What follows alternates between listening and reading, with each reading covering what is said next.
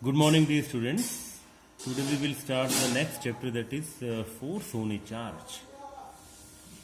Force on a charge due to electric and magnetic field. इसमें दो cases पढ़ेंगे हम.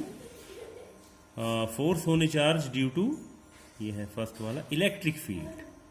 आपको पता है कि जब भी किसी चार्ज को इलेक्ट्रिक फील्ड में रखेंगे तो उसमें भी क्या फोर्स लगेगी, क्योंकि it is repelled by the positive charge and attracted by the negative charge.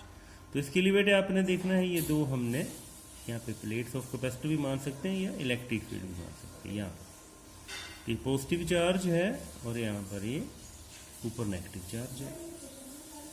Suppose बेटे आपने क्या किया है, एक यहाँ पर पॉजिटिव चार्ज लिया बेटे, क्यू प्लस क्यू चार्ज है, और इसको आपने इनिशियल वेलोसिटी कितनी दी बेटे, you. U is the initial velocity given to this charge plus Q.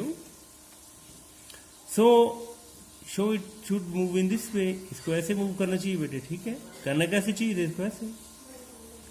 But आप देख रहे हैं बेटे कि जैसे ये इलेक्ट्रिक फील्ड के अंदर आएगा, ये पॉजिटिव चार्ज है नेगेटिव, तो पॉजिटिव चार्ज इसको क्या होगी, repulsion. It will be repelled by the positive charge and attracted by the negative charge. और एक है बेटे इलेक्ट्रिक फील्ड की डायरेक्शन ये होती है ना, पॉजिटिव टू नेगेटिव. तो ये चार्ज क्या जाना इसको ऐसे चाहिए था, लेकिन due to the electric force it will move in this direction.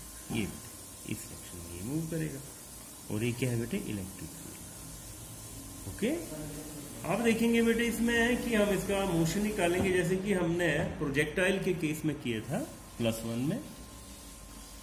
तो आप देखेंगे बेटे इसमें दो तरह के मोशन है. एक मोशन अलोंग, और ये वाला इसका जो मोशन है, ये एक्स एक्सिस में इसका ये मोशन है, इसके जो इसने डिस्टेंस कवर किया है, और ये वाई जो इसने डिस्प्लेसमेंट या डिस्टेंस कवर किया है, that is due to the electric force. So along x axis देखो बेटे, अलोंग एक्स एक्सिस. तो बेटे अगर आप अलोंग एक्स एक्सिस देखें तो एक आपके पास जो एक्सेलरेटेड मोशन की इक्वेशन होती है वो क्या है, f is equal to ut plus half at square. ठीक है बच्चों. अब आप एक्स एक्सिस के लॉन्ग देखिए तो आपके पास सिर्फ वेलोसिटी आपने u दी है और ये कांस्टेंट वेलोसिटी दी थी बेटे आपने. इट मींस एक्स एक्सिस के लॉन्ग एक्सेलरेशन की वैल्यू क्या आएगी बेटे, 0, क्योंकि एक्स एक्सिस के लॉन्ग कोई एक्सेलरेशन नहीं है.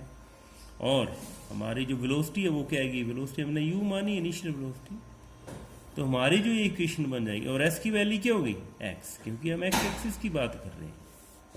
तो यहाँ पे पुट करेंगे x इज इक्वल टू क्या बचेगा हमारे पास, ओनली ut. ये बचेगा बेटे हमारे पास, ये 0 हो जाएगी सारी term. This implies that time की वैल्यू क्या आएगी बेटे, x upon e. It means इसने यहाँ से यहाँ तक जाने में कितना टाइम लिया हुआ है, x upon u. I think it is clear to you. अच्छा बेटे अब बात करेंगे along y axis. along y axis, तो बेटे y एक्सिस की अगर बात करें तो y एक्सिस में इसने y एक्सिस के along ये वाला डिस्टेंस कवर किया हुआ है. और ये कैसे किया हुआ बेटे, due to this electric field. इसमें जो फोर्स लगी है इस डायरेक्शन में मूव करने के लिए, वो ड्यू टू इलेक्ट्रिक फील्ड लगी है. तो आपको पता है इलेक्ट्रिक फील्ड और फोर्स में क्या रिलेशन होता है, E इंटू, यहाँ पे क्या चार्ज माना हो तो क्या हो इंटू बेटे यहाँ पर E. ये कहाँ से आया, इलेक्ट्रिक फील्ड की डेफिनेशन से, जो कि था F अपॉन क्यू. ठीक है बच्चों, फ्रॉम द इलेक्ट्रिक फील्ड. तो यहाँ पे आपके पास जो वैल्यू आ गई है बेटे वो F is equal to q e. अब क्योंकि इसमें फोर्स, जब भी किसी भी चीज में फोर्स लगती है तो उसमें एक्सेलरेशन प्रोड्यूस होती है. तो अगर मास उस चार्ज का m है तो एक्सेलरेशन a है, तो F की जगह ma लिख दिया, यहाँ पर क्यू ई आ गया, और यहाँ पर एक्सेलरेशन की जो वैल्यू आ गई वो क्या आ गई, क्यू ई अपॉन एम. ठीक है बेटे, ये आ गई क्यू ई अपॉन. तो ये हमारे पास एक्सेलरेशन की वैल्यू आ गई. अब बेटे जो इसकी अगेन हम इक्वेशन ऑफ मोशन पुट करेंगे, s is equal to u t plus half a t square. ठीक है बच्चों. तो यहाँ पर s की वैल्यू क्या आएगी, क्योंकि s क्या डिस्टेंस है अलोंग y एक्सिस है, और उसकी वैल्यू क्या है, y. ठीक है बेटे, ये s की वैल्यू आ गई. अब उसके बाद u, अब बेटे u की वैल्यू क्या आएगी, 0, क्योंकि अलोंग y एक्सिस इसकी जो वेलोसिटी थी वो 0 थी, ठीक है। और बेटे ए की वैल्यू जो हमने अभी फाइंड आउट की है, ए की वैल्यू आएगी QE/m, ठीक है बच्चों। और साथ में टी जो हमने टाइम फाइंड आउट किया था, टी की वैल्यू कितनी थी बेटे, T=x/v, ठीक है बच्चों, ये वैल्यू। तो यहां से आप देखो बेटे हमारे पास जो वैल्यू आ गया इसकी जगह क्या पुट करेंगे y। अब u यहाँ 0 हो जाएगा क्योंकि कोई भी इनिशियल वेलोसिटी नहीं थी अलोंग y एक्सिस, यहाँ पे थी क्योंकि वो अलोंग x एक्सिस थी। इसका ध्यान रखना बेटे, प्लस हाफ a की वैल्यू क्या है बेटे, हाफ a t² ना, a की वैल्यू है QE/m, ठीक है बच्चों। और t की जो वैल्यू है वो पुट करेंगे x/u का स्क्वायर है ना बच्चा ये। तो हमारे पास जो वैल्यू आ गई y=12, ठीक है बेटे, y=12 QE/m x²/u², ठीक है बेटे। तो बेटे बेसिकली ये जो इक्वेशन होती है this is equation of parabola. और आप देख रहे होंगे कि ये जो मोशन है वो पैराबोलिक टाइप मोशन है। तो मीन्स यहां पे आप एक चीज लिख देंगे, so the path is parabolic in nature, parabolic in nature. लेकिन कब बेटे, when the charge is moving inside the electric field. So I think it is clear to you बेटे, ये क्लियर हो चुका होगा आपको। अब बच्चे ये तो हमने कर लिया force on a charge due to electric field, कि जब किसी चार्ज को इलेक्ट्रिक फील्ड में रखते हैं तो इसमें कितनी फोर्स लगती है, तो आपने वो देख ली, दैट इज ये। अब बेटे अब देखेंगे इसमें कि अब चार्ज को जब आप मैग्नेटिक फील्ड में रखेंगे, when the charge is placed inside the magnetic field, ठीक है, force due to magnetic field, magnetic field on a charge, ठीक है बेटे। ये अब हम इसमें करेंगे, वेरी इंपॉर्टेंट चैप्टर है और वेरी इजी है। तो वैसे जब भी आपने ये किया उसी तरह इसको हम करेंगे बेटे। तो इसमें एक डिफरेंस है बेटे कि जब इलेक्ट्रिक फील्ड में किसी चार्ज को रखते ही है, सिर्फ अगर वो चार्ज स्टेशनरी भी है जैसे कि हमने पिछला केस किया, तब भी उसमें क्या है बेटे, फोर्स लगती है। लेकिन मैग्नेटिक फील्ड में ऐसा नहीं होता, इसको ध्यान रखना आपने। मैग्नेटिक फील्ड में तभी फोर्स लगेगी चार्ज पर व्हेन इट इज मूविंग, जब वो मूव कर रहा है। माना ये चार्ज यहाँ पर रखा है, ओके, और ये क्या बेटे एक्स एक्सिस है और ये क्या है वाई एक्सिस है, ठीक है बेटे। और अब देखो बेटे इसमें ये इंपॉर्टेंट आपने बेटे समझना है।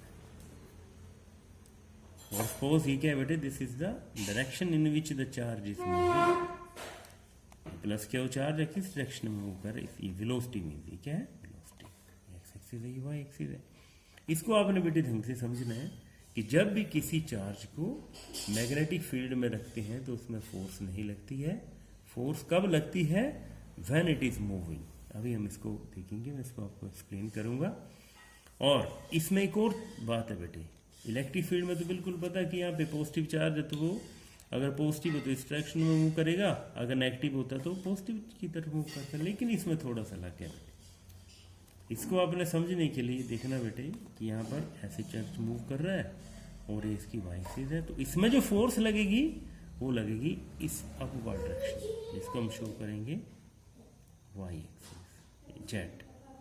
समझ के बेटे, जेड है होता कैसे बेटे, बेसिकली जेड कहाँ है, अपवर्ड डायरेक्शन, ऐसे करके ऊपर इन दिस, ठीक है, अपवर्ड डायरेक्शन। तो ये बेटे कि अब इसको लिखते कैसे हैं, it is given by F is equal to Q V cross B, cross product होता है, this is cross product, F is equal to Q, ठीक है बच्चों। तो ये होती है, this is also called Lorentz force, इसको लोरेंट्ज फोर्स भी कहते हैं, LORENTZ, लोरेंट्ज फोर्स, ठीक है बेटे। तो ये लोरेंट्ज फोर्स है, इसको हम, अच्छा इसकी डायरेक्शन क्योंकि वेक्टर क्वांटिटी है तो इसकी डायरेक्शन कहाँ होगी, the plane containing V and B, जहां पर V और इस डायरेक्शन में B है बेटे, मैग्नेटिक फील्ड कहाँ है, along the y एक्सिस, तो इसमें फोर्स कहाँ लगेगी? Along the Z axis, means force on the moving charge, force on a charge moving with velocity v, with velocity v, ठीक है, will be along z axis। इसकी मैं बताऊंगा कैसे डायरेक्शन आपने फाइंड आउट करनी है। तो ये होगा, अगर बेटे इसको मैग्नीट्यूड लिखेंगे तो क्या आएगा? F is equal to Q v v. क्या होता था बेटे? Cross product, the product of their magnitude and cosine of the angle between them. तो क्या आएगा ये? Q v b sine theta. ठीक है बच्चों, तो साइन थीटा ये होगा। अब इसमें वेक्टर नहीं लगेगा बेटे, क्योंकि अब ये मैग्नीट्यूड है इन दिस डायरेक्शन, अब इसमें वेक्टर नहीं लगेगा। अब यहीं से पता लग रहा है बेटे कि फोर्स मैक्सिमम कब होगी बेटे? फोर्स मैक्सिमम, अब आपको पता है थीटा की वैल्यू सबसे ज्यादा क्या होती है? थीटा की वैल्यू 1 होती है, सॉरी साइन थीटा की वैल्यू 1 होती है। कब? When theta is equal to 90 degree. It means क्या होगी? भी साइन 90 डिग्री। इसका क्या मतलब हुआ कि जब चार्ज मैग्नेटिक फील्ड के साथ 90 डिग्री का एंगल बना रहा है तब उसमें मैक्सिमम फोर्स लगेगा। ठीक है बच्चों।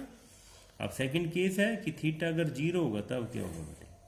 जब थीटा 0 होगा तो फोर्स क्या होगी बेटे? Force will be equal to क्या होगी? भी साइन 0। और साइन 0 क्या होता है बेटे? 0। इट मीन्स फोर्स क्या हो जाएगी? 0। इसका मतलब 0 पे भी और 180 डिग्री की पे। इसका मतलब ये हुआ कि जब चार्ज पैरेलली मूव कर रहा है, ये बड़ा इंपॉर्टेंट क्वेश्चन है बेटे, कि जब when the charge is moving parallelly और नॉन पैरेलली क्या होगा? एंटी पैरेलल और पैरेलल में मूव करेगा तब उस पर कोई भी फोर्स नहीं लगेगी। This is very much important. Theta भी और 180 डिग्री पे भी है। When the charge is moving parallel and anti-parallel, 180 पे anti-parallel हो गए ना बेटे?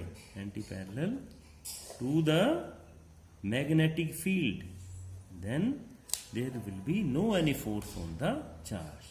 Okay.